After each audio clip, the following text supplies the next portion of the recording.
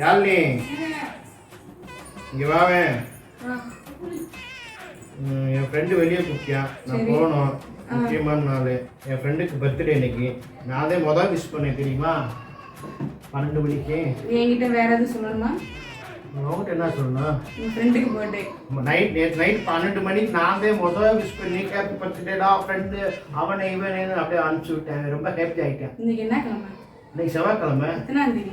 9ஆம் தேதி. எனக்கு 4வது மாதம். என் ஃப்ரெண்டுக்கு பிறந்த நாள் கரெக்டாக நான் வச்சுக்கலான்னு சொல்லுவேன். வேற என்கிட்ட எதுவும் சொல்லணுமா? உங்கள்கிட்ட நான் சொல்லணும் ஒன்றும் இல்லைங்க. வேற எந்த நாளுமே எனக்கு இல்லை. அதே இப்போ பார்ட்டி வச்சிருக்கேன், அதே போகிறேன். வேற எதுவும் இல்லை. இன்னைக்கு நம்ம கல்யாணம் ஆகுறா எருமை. ஐயோ மறந்துட்டேன். ஃப்ரெண்டுக்கு பர்த்டேன்னு தெரியுது, கல்யாண நாள் தெரியல.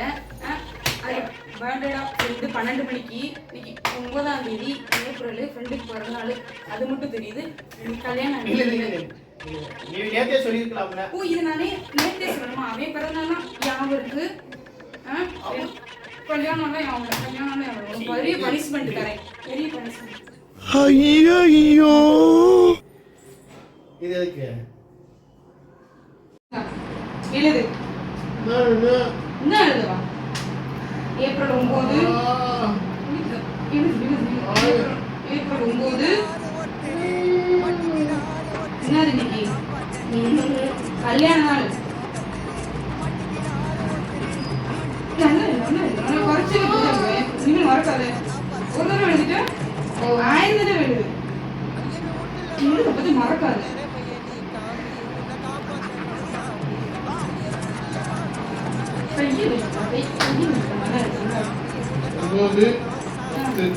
ஒன்பது 10 இல்ல, 9 ஏப்ரல் 9 கல்யாண நாள்.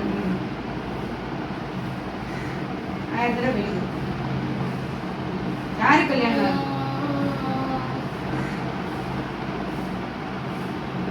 இரு நான் இதெல்லாம் எழுதிடுவேன். எந்த வருஷம் கல்யாணம் ஆச்சு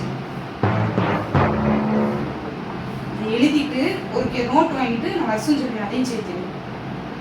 ஓவர் இதெல்லாம் அடிக்குது. நீங்க